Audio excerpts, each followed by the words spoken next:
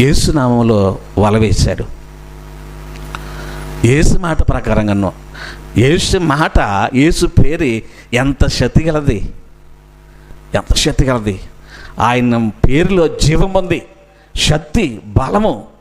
ఆయన పేరే సృష్టినంతా సృష్టించిన యేసు నామం గనుక ఆయన మాటని జ్ఞాపకం చేసుకుని ఆయన మాట మీద వేస్తే 3 దోణులు చేపలు పడిపోయి అంట. హల్లెలూయా, హల్లెలూయా.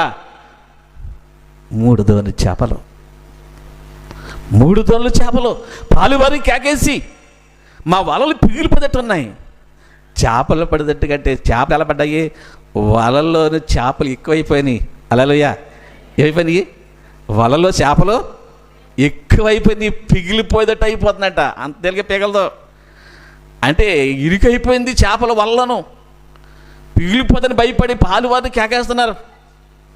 మనమైతే కేకేద్దామా? చెరువు పెట్టినా ఏదైనా పెట్టినా పక్క వాళ్ళని కేకాయం, ఎంత గురుగులాడిపోయి పట్టేసుకుంటామో చెప్పలేం. వాళ్ళంట రమ్మని వీళ్ళు దోన్లు వాళ్ళ దోన్లు కూడా నింపేశారు. హల్లెలూయా.